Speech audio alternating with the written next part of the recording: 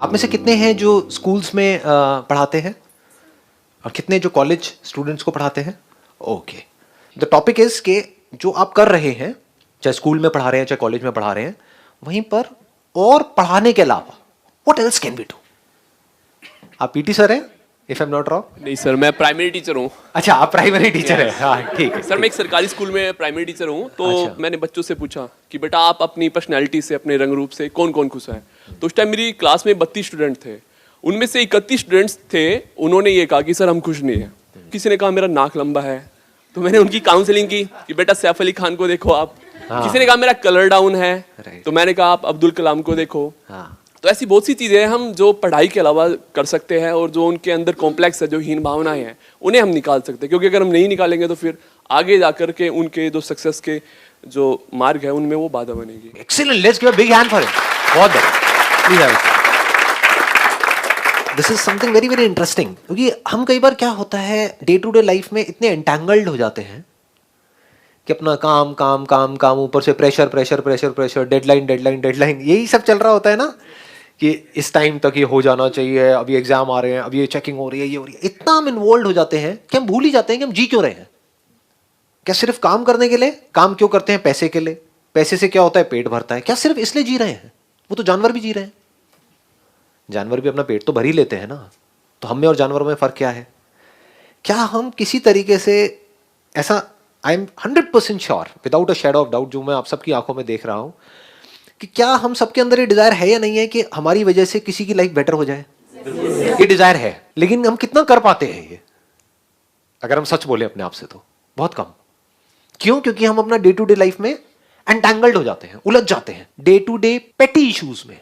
कोई बंदा बैठा है, वो आपको अननेसेसरी ऊपर से बैठ करके टॉर्चर कर रहा है, कुछ उल्टा सीधा बोल रहा है, आपका मूड खराब कर रहा है, आप सही भी कर रहे हो तब भी आपकी गलतियां निकाल रहा है।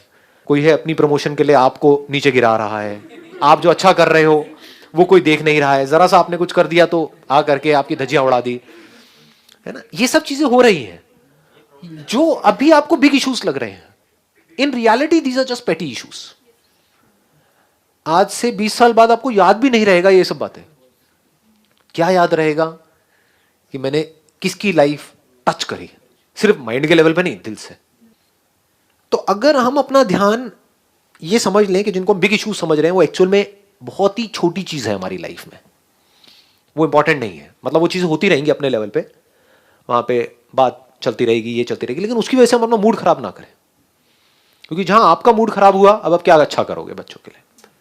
जैसे अगर आप इसको, मेरी बात की गहराई को अगर आप पकड़ पाए, आप लोगों का खुश होना बहुत जरूरी है। इतना जरूरी है जिसकी कोई हद नहीं है। क्योंकि जो इंसान खुश होता है वो कभी किसी के साथ गलत नहीं कर सकता।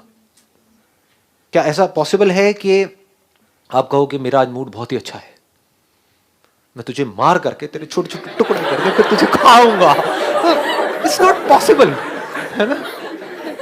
ये सब थॉट्स कब आते हैं माइंड में? आ जाते हैं जी, कई बार शादीशुदा लोगों के माइंड में आ जाते हैं।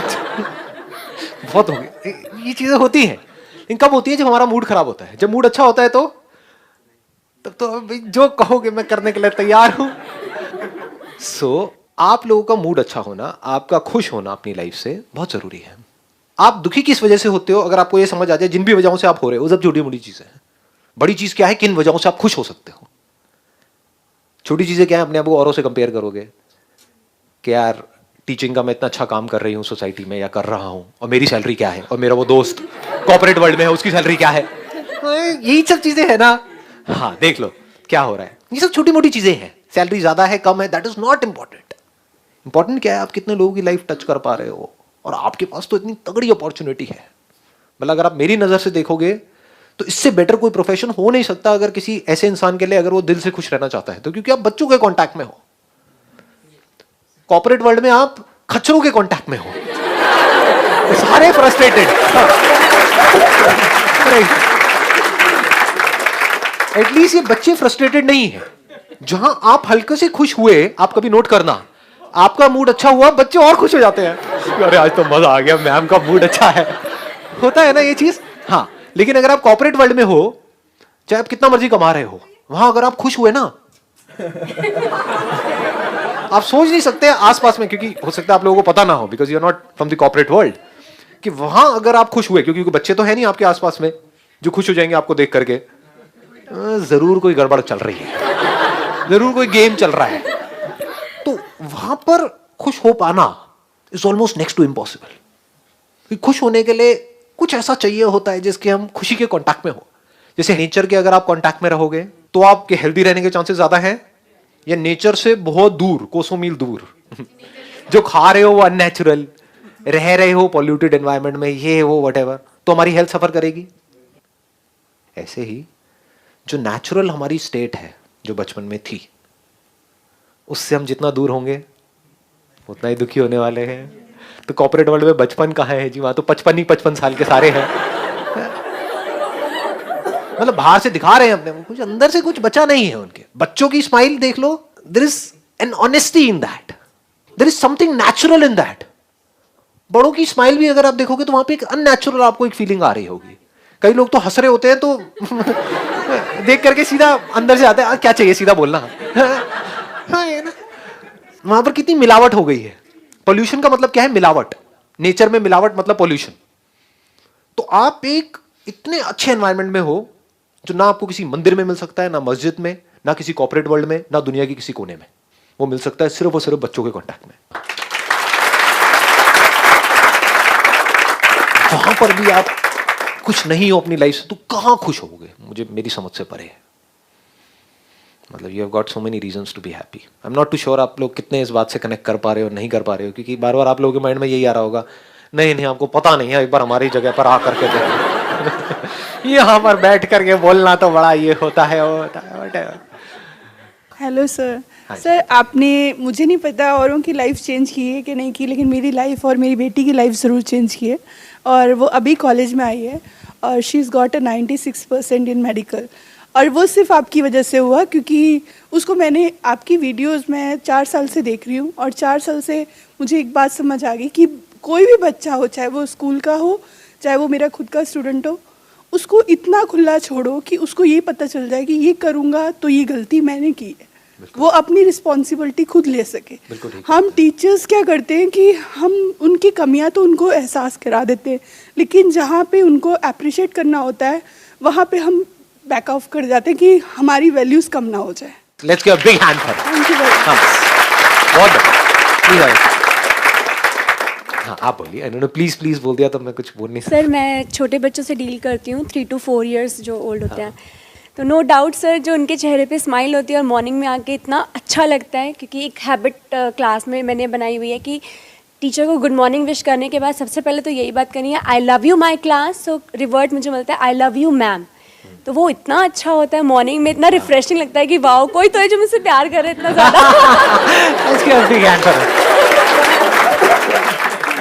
एंड सेकेंडली सर, ये होता है कि अगर आप बच्चों को ये बोल देना, कुछ भी वो कर रहे हैं क्लास में, सिर्फ एक बार ये बोलें इट्स ओके बेटा रिलैक्स, कुछ नहीं होता। क्योंकि छोटे बच्चे हैं, वो कभी यूरिन पास कर देते हैं, कभी पॉटी कर देते हैं, एंड ऐसे डर जाएंगे कि जैसे पता नहीं क्या हो गया। बट एक्सप्रेशन से पता चल जाता है कि 10 years होने वाले हैं अब एक्सपीरियंस में। तो एक्सप्रेशन से जैसे ही पता चलता है तो मैं कहती हूँ इट्स ओके बेटा, पॉटी निकल गई, कोई बात नहीं, क्लीन हो जाएगी। हमारी भी निकल जाती है। आते हैं एडल्ट डाइपर्स आते हैं। हाँ तो इनको बता सकते हो कि हाँ भाई तुम्हें क्या पता, तुम्हारे दादाजी की भी निकलती है। मैजिक वर्ड में जैसे हम कहते हैं ना सॉरी और थैंक यू, हम ये यूज करते हैं। और मैजिक वर्ड में हम ये भी वर्ड ऐड कर सकते हैं, it's okay. It's okay, it's okay बेटा, रॉन्ग हो गया, क्या हो गया, फिर हम सीख लेंगे। अब आपकी सुन भी लेते होंगे, प्लस जाकर के घर में बताते होंगे हक फेवरेट करते हैं, मैम, सर, हक सारे करते बच्चे हैं, मेरी किस फेवरेट मैम, करेंगे फेवरेट कि मैम मैम। आप बहुत अच्छे हो, और मैं नहीं आती हूँ तो वो इतना रोते हैं फिर उसके बाद बहुत ज्यादा। गीता मैम क्यों नहीं आई, गीता मैम क्यों नहीं आई। अरे वाह जी वाह, आप तो छा गए, आप पूरी इंडिया की गीता मैम बन गए। आपको खुद को नहीं पता है अभी, व्यूज लाखों लोग इस वीडियो को देखने वाले हैं। गीता मैम क्यों नहीं आई? गीता मैम आज यहाँ पर आई, मैं भी खुश हो गया, बच्चे का मैं खुश हूँ। आई एम सो ग्लैड कि आप यहाँ पर आए। Thank you sir. Same here sir, same here. Hello sir, मैं थोड़ा सा मतलब इन द सेंस कि मैं ड्रामा पढ़ाती हूँ when it comes to teaching children, क्योंकि हम पढ़ा नहीं रहे होते हैं। एक है इम्प्रोवाइजेशन, एंड आज की डेट में भी बच्चे उस चीज़ को इतना इंजॉय करते हैं क्योंकि वो उनका पर्सपेक्टिव होता है। हम हमेशा मेरा पर्सपेक्टिव, ये देखो, ये मेरे तरीके से देखो, हम हमेशा इस चीज़ में डिफ़र कर जाते हैं कि हम कभी ये नहीं सोचते कि बच्चे का पर्सपेक्टिव क्या है। तो कहीं ना कहीं इम्प्रोवाइजेशन जो पूरा टर्म है, तो वो इसी बात के बारे में बात करता है कि मुझे उस सिचुएशन के बारे में क्या लगता है। तो वहीं से दूसरा टर्म आता है हियर एंड नाउ। ड्रामा का सबसे इंपॉर्टेंट होता है हियर एंड नाउ। हम एज एन एक्टर हम बड़ा प्रिपेयर करके चलते हैं कि जी ऐसा मेथड एक्टिंग और ये और वो, बट हम ये भूल जाते हैं कि जब उस मोमेंट पे कुछ भी हो सकता है, इट्स अ लाइव फॉर्म, कुछ भी हो सकता है, और होता ही है। होता ही है। सो उस टाइम पर वो जो हियर एंड नाउ है ना, कि हाँ मैं यहाँ पर हूँ और मैं यहीं पर हूँ, वो मोमेंट जीना वो बहुत इंपॉर्टेंट है। Let's give a big hand for her. आपने जो बातें कही हैं वो बड़ी इंटरेस्टिंग है, और वो सिर्फ जो आप कर रहे हैं वहीं पर रेलेवेंट नहीं है, यानी कि थिएटर में, ड्रामेटिक्स में वहीं पर रेलेवेंट नहीं है, ये ओवरऑल लाइफ में भी बहुत रेलेवेंट है। एक आपने बोला इम्प्रोवाइजेशन, कि लाइफ में हमेशा वैसा नहीं होता है जैसा हम सोचते हैं। और ये कोई, मैं हवा में बात नहीं कर रहा हूं, ये आप सबका एक्सपीरियंस है, हमारा सबका एक्सपीरियंस है। हमने लाइफ में जैसा सोचा, क्या वैसा हुआ हमारे साथ में? क्या जैसा हम चाहते हैं वैसा होता है? तो जब वो ना भी हो, तो जो है उसी में खुश हो जाना इज इम्प्रोवाइजेशन। इम्प्रोवाइजेशन मीन्स कि कहीं पर कुछ गड़बड़ हो गई है, या कोई सिचुएशन है which is kind of monotonous, कुछ बोरिंग है, उसको इंटरेस्टिंग कैसे बनाया जाए। दूसरा आपने कहा हियर एंड नाउ, इससे बड़ी चीज कोई हो नहीं सकती। तो मे बी अपनी क्लास में कुछ बीच बीच में सिर्फ 5 मिनट के लिए, कि जो है बस उसके बारे में हम बात करेंगे। कुछ ऐसा जो है इस क्लास में, लेकिन आज से पहले किसी ने ऑब्जर्व नहीं किया, आप करो और बताओ। हमें लगता है कि हम जानते हैं, कुछ नहीं जानते हैं। हम ख्यालों की दुनिया में होते हैं, सपनों की दुनिया में होते हैं। मैं आपको ऑनेस्टली बता रहा हूं, अगर अभी आज आप घर जाना, अपने घर जाकर के जिस कमरे में, जिस घर में आप रह रहे हो पिछले 10 साल से, 20 साल से, वहां पर जाकर के इस नजर से देखना अपने उस कमरे को, जिस नजर की मैं बात कर रहा हूं, कि देखता हूं इस कमरे में कुछ ऐसा है जो आज से पहले मैंने कभी ऑब्जर्व नहीं किया है। 1 2 नहीं, हजारों चीजें नजर आएंगी। Once we become aware of कि हमारे आसपास में क्या हो रहा है, तो हम ख्यालों की दुनिया से बाहर आ जाते हैं। सारी प्रॉब्लम्स हैं ख्यालों की दुनिया में। जो हम एक्ट नहीं कर पाते हैं सही तरह से अपनी लाइफ में, वो बिकॉज कि हम यहां जीते रहते हैं, यहां नहीं जीते हैं।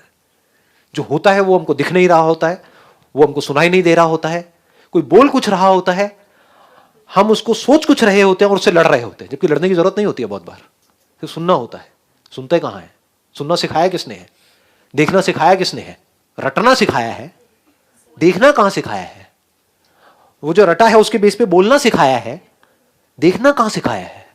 वी जस्ट अज्यूम कि नहीं, देखना तो आता है। कहां आता है? जो है उसको देखना आता है क्या?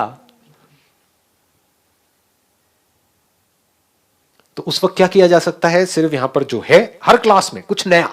और आई एम 100% श्योर, बच्चे अगर आप उनको मौका दोगे ना, 5 मिनट क्या 5 घंटे तक बोलते रहेंगे। बोलो तो सही, कुछ ऐसा जो आज से पहले इस क्लास में नहीं था। वो कहेंगे हाँ, यहां पर इस दीवार पे, इस जगह पे निशान पहले नहीं था, ये मक्खी नहीं थी, ये मक्खी की आवाज नहीं थी। If you are absolutely aware of every single movement in your life, आप देखोगे लोग रोबोट्स की तरह जी रहे हैं। कल मैं एक पार्क में वॉक कर रहा था अपने घर के पास में, वहां पे एक चूहा मरा हुआ था, वो लोगों को पता ही नहीं है। मैं वहां से जा रहा हूं तो मेरे को पता है कि अब वो पॉइंट आने वाला है, तो उससे थोड़ी देर पहले मैं सांस रोकता था, फिर धीरे धीरे छोड़ करके वहां से आगे बढ़ता था। वो लोग गुमसाड़ की तरह चले जा रहे हैं, उनको होश ही नहीं है, उनको पता ही नहीं है वहां पे बदबू है, बस अपनी अपनी ख्यालों में खोए पड़े हैं। ये बहुत बड़ी क्वालिटी है, to be here and now.